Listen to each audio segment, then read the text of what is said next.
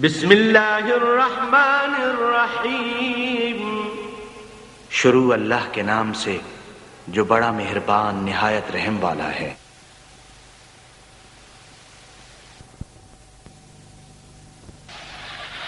सारी जन्नत में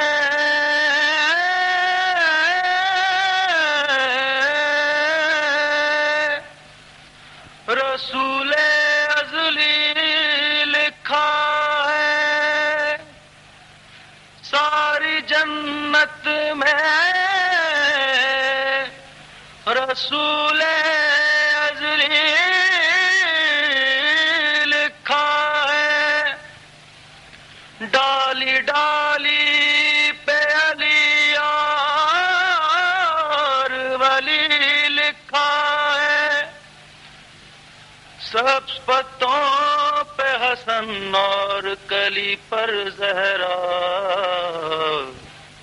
सुर्ख व फूलों पे हुसैन इब्ने अली लिखा है।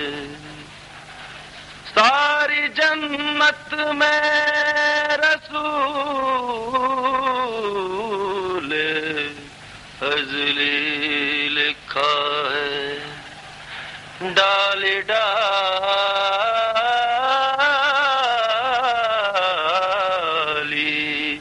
पे अली और वली लिखा है। To Allah, the creator of the universes and their sustainer, the provider of believers and unbelievers. And may his choicest blessings be on the seed of his prophets, the last of his messengers and his holy progeny. And in particular, may his incessant blessings ever continue to flow on the Imam of our age, the Imam of our times, Sahib al-Asri wal-Zaman, Ajjalallahu farajahu. May Allah hasten his reappearance. By the grace of Allah, and all praise to Allah, that we have had, over the period of the last 10 years or so, occasion to discuss about 11 of our Imams, 13 of our Masumin, alayhimus salam, and have now reached a stage at which we embark upon a discussion about the very Imam of our present times, the one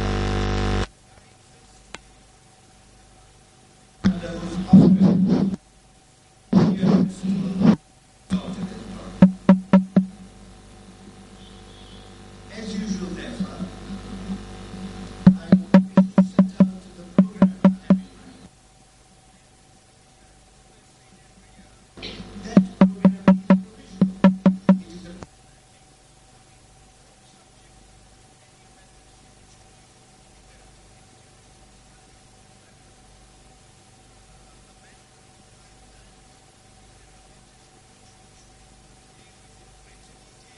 then I have provided, I will make those amendments. But the ultimate matter, of course, is that it is only matters that you wish to have discussed would and should be discussed in the obviously limited time at our disposal. I am very conscious that just as we felt in the last 10 years the constraint of time, we will feel the constraint of time this year also, but I hope we will be able to get along and cover at least the important aspects. I am very conscious also of the fact that I have had occasion about 10 years ago, exactly 10 years back, perhaps in 1996, to discuss about the 12th Imam alayhi salam in this very place. Then, of course, it was a different place altogether. It was a very small hall, but it was exactly hello. Hello.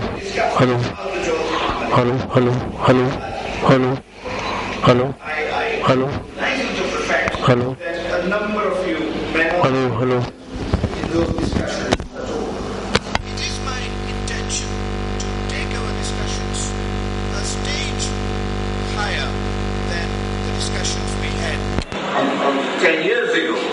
But I propose still to remind you of some of the things we discussed then that I feel are of such great importance that cannot be allowed to escape the attention of those who were not with us 10 years ago, or those who for various reasons could not attend those discussions. But subject to that, subject to all this that I have said, I propose tonight to start with the very birth of Hazrat Hujjat Radiallahu anhu, and in that regard to discuss about his illustrious mother, because though academicians might say objectively that what we are discussing is hagiographical, in reality, and their main concern is that this is a very unusual way for a person to be born. The reality is that the 12th Imam alayhi salam was not to be born and was not to carry out his imamah the way the first 11 Imams alayhi salam did. The whole basis, the whole concept of his imamah was going to be strategically and drastically different from the way the first 11 Imams alayhi salam conducted their imam. It is therefore not a matter of surprise that he should have been born in a way that was completely unique, as I hope we will discuss this evening.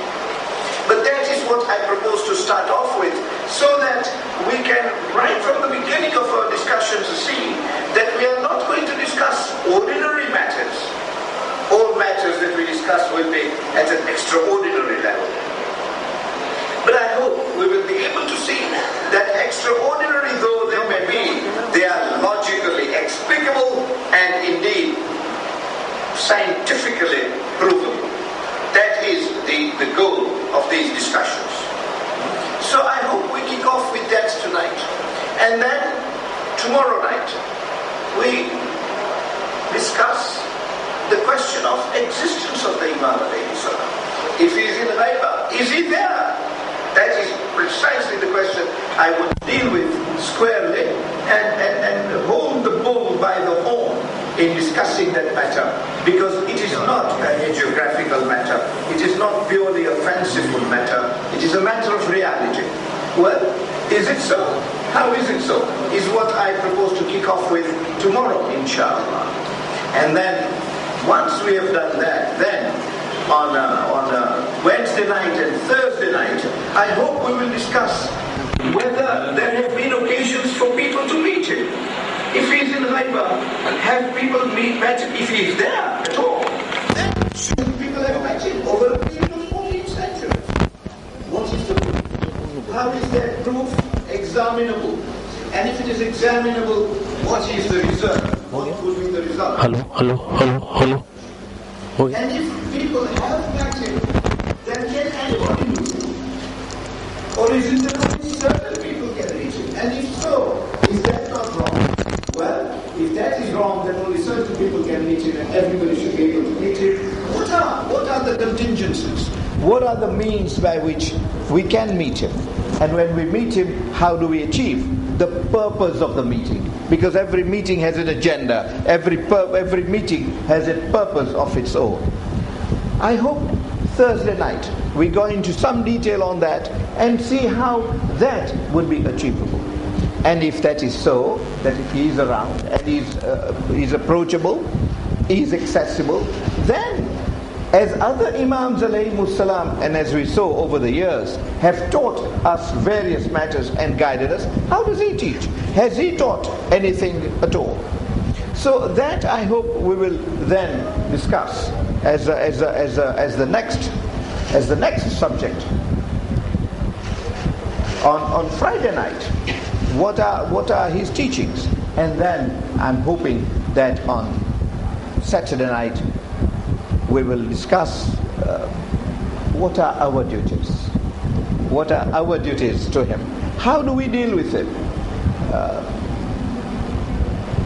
Is it enough only to sit and mention his name and recite salawat on him? Or is more expected of us? And if so, how do we achieve that? And I'm then hoping, having covered those different aspects of matters relating to the 12th Imam alayhi salam, I'm hoping we will discuss the most pioneered question, the question that troubles us all. When can we expect him to reappear? Would it be this century? Would it be next century? Or would it be in a matter of decades? That is again a question, elusive as it appears. I hope to deal with it holding the bull by the horn. And I hope that by early next week we will be discussing the various alamat-e-zuhur, not so much in the context of discussing those signs, but in the context of discussing how close are we to zuhur vis-a-vis those signs.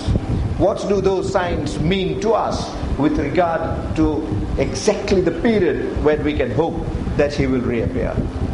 And that done, I'm hoping to wind up these discussions on Shab-e Ashur with, I know, it's hoping for too much, but I'm hoping to cover both Ghaibat-e Sughra and, more importantly, Ghaibat-e Kubra, the period in which we are on that particular night, so that we have a general rounding up of that particular subject. But as always, we will omit certain things. As always, some things will not remain fully explicable, and so, as always again, on the 12th eve we will have pure session of questions and answers here. It will be your night. It will be a night when you can put questions to me. Things not fully explained could then be threshed out. Things that ought to have been touched but could not be by lack of time or so could be threshed out on that particular evening. That evening has always been useful over the past 11 years or so, and I hope that in this 12th year it will be equally useful, but it will be your opportunity. That said, I wish to say one thing as an addendum to it, that this year, like the previous years, I will also, immediately I finish, wait for you outside. I will not rush away. I'll wait for you so that those of you who may not be available on the 12th eve, to come and put your questions. Those of you who feel you want an immediate answer, you don't want to sleep over these matters that trouble you, can see me immediately after my discussions here. When Maulana is reciting the Urdu Majlis, I will make myself available outside so that you can pose your questions instantly, if that is what you wish to do, and I hope we will be able to discuss those matters without waiting until the 12th eve.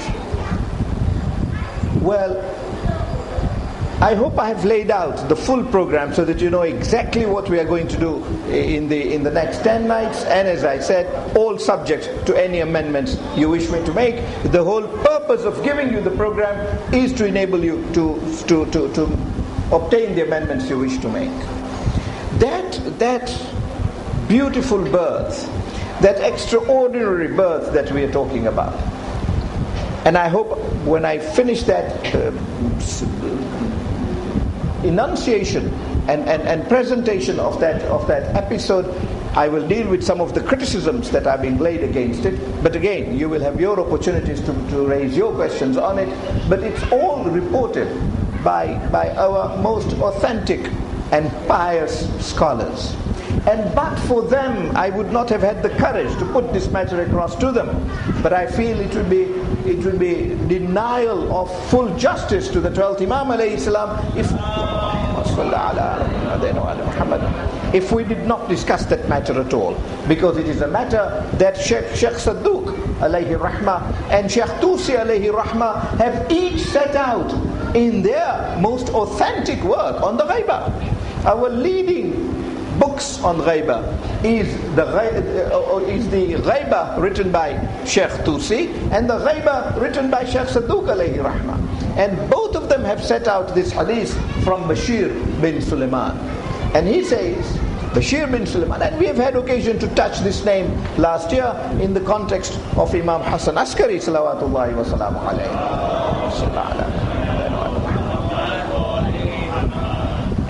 Well, he actually was a close companion of the 10th Imam alayhi salam, Imam Hadi alayhi salam. And he reports that one evening Imam Hadi alayhi salam calls him up and says, Bashir, you are from my close companions and you are a descendant of one who was so faithful to Ahlul Bayt alayhimus salam and such a close companion of Ahlul Bayt alayhimus salam that we all trusted him. And that companion was Abu Ayyub Ansari. May Allah include us amongst those companions of the 12th Imam alayhi salam about whom he can say we are companions whom he can trust and whom he finds close to him. But that is the level of the person we are talking about. And I say this to satisfy you that it is not a hadith that comes from any Tom, Dick or Harry. It comes from a person of that degree of piety that Al-Hadi alayhi salam should speak to him or speak of him in these glorious words. And he says that the Imam alayhi salam says, I have a task which I have set out for you, if you can accomplish for me. And Bashir says, I immediately said, may my life be sacrificed for you. Whatever the task, I am at your disposal and I'm ready to accomplish it now. And the Imam alayhi salam says, Bashir, go off to Baghdad. This was a conversation that took place in Samara, in the house of Imam Hadi alayhi salam. And as I said last year, this haram of Imam Hadi alayhi salam and Imam Askari alayhi salam in Samara was really the house of Imam Hadi alayhi salam. He purchased that house the moment he found that he will no longer be able to live in Medina and has now, by the force of the powers that be, been brought to Samara and had to live in Samara. He purchased the house for himself, and he in that house made provision for a place to be his grave, and so did Imam Askari alayhi salam. But he called Bashir bin Sulaiman in his house and said, go to Baghdad from Samara, and there you will find that boats arrive in the river. And when the boats arrive, you will find that there are ladies who have been brought to be sold as slaves. I am interested in one of them. Bashir says this was very uncommon for the Imam alayhi salam to make such a request or to involve in such activity. So I knew there was something special about this particular lady which the Imam alayhi salam has in mind. And he said, but how do I identify her? And the Imam alayhi salam gave him a complete picture. He said, there will be boats. Don't waste your time on those various boats. Go to the boat of Umar bin Yazid. When you come to the boat of Umar bin Yazid, there will be a few ladies there. The lady that I'm interested in, and he then set out the description of the lady, the clothes that she will be wearing, the style in which those clothes will be, how she will have wrapped herself up in two clothes, only in two clothes, but she would have wrapped herself up, and she will not look a European lady. She will look truly a Muslim lady, despite the fact that she came from a European background. And we will come to this in a second, in more appropriate context. So, when you see that lady, that is the lady I'm interested in. But you will find that she is unique, because there will be a number of people, a number of purchasers who will want to purchase that particular lady and will offer good price to Umar bin Yazid. But every time a person will come and say, this is my price, I want to buy that particular lady, when Umar will turn round to her, she will point blank refuse. She will say, I am not getting myself, I have nothing to do with this person, I do not agree to be sold to him, I will not move from here at all. And she will be very recalcitrant. And at one stage, and the Imam alayhi salam says to Bashir, just pause there, let all this happen, because it will satisfy you that that is the lady I have in mind. And a stage will come when Umar will turn to the lady and say, look, I've got all these purchases and you keep refusing, who will I sell you to? And you are just damaging my business, and you've got to agree to be sold to some person. And she will turn around to him and say, Umar, don't worry, soon a person will come, and when that person will come, he will bring a letter for me. That person who brings a letter for me, and it will be letter written in my language, in the Roman language, it will not be Arabic, that is the person that I will want you to sell me to. So Umar was absolutely astonished. To him this was rubbish, because he turns around to her and says, how do you know? You've just been brought in a boat here, how do you know that somebody will come with a letter? These are the details that I wish to bring to you.